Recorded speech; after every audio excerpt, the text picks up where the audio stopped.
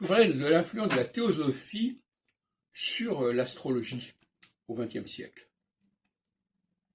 Je viens d'étudier le cas de Pappus, qui publie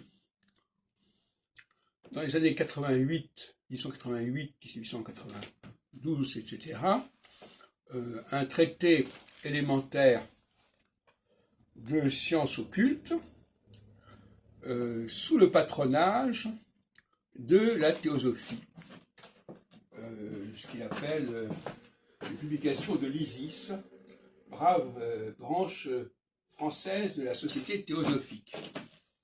Alors je rappelle que dans mon bouquin l'astrologie il y a 100 ans,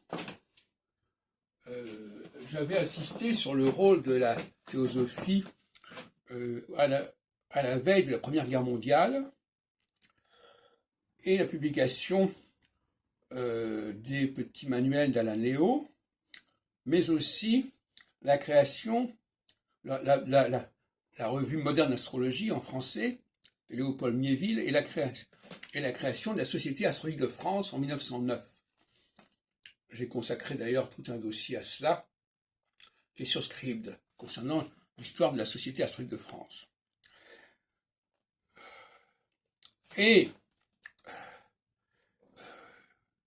la notion d'astrologie karmique, par exemple, est déjà présente dans les ouvrages de Pappus,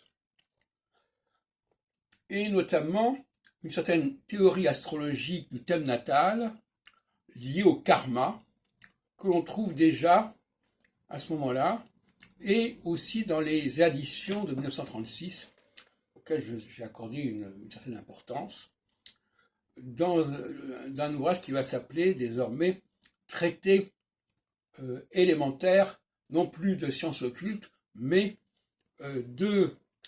d'occultisme et d'astrologie, qui paraît à la diffusion scientifique. Bon, je ne rentre pas dans le détail, j'en ai déjà parlé par ailleurs. Donc, c'est intéressant parce que on n'avait pas suffisamment souligné cette dimension de l'astrologie karmique à cette époque-là.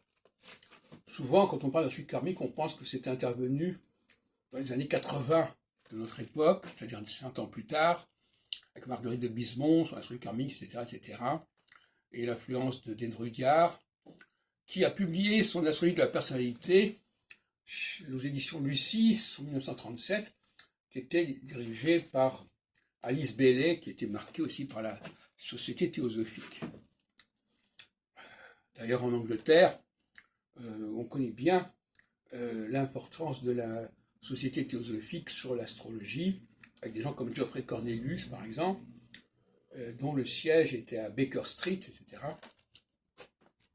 Et donc, ce théosophisme va imprégner l'astrologie. Alors, effectivement, en France, pendant toute une période, on ne parlera plus tellement de théosophie et de spiritualité, dans les années 40 jusqu'en 80. Après, ça va revenir, avec l'astrologie humaniste, etc. Mais la théosophique va s'articuler sur le thème natal, qui s'appelle, je crois que c'est l'ego, enfin, c'est une espèce de représentation du moi qui est présentée comme cela. Et c'est contre ça que je lutte, cette façon théosophique d'aborder l'astrologie et de l'intégrer dans une perspective individualiste du voyage de l'âme, etc.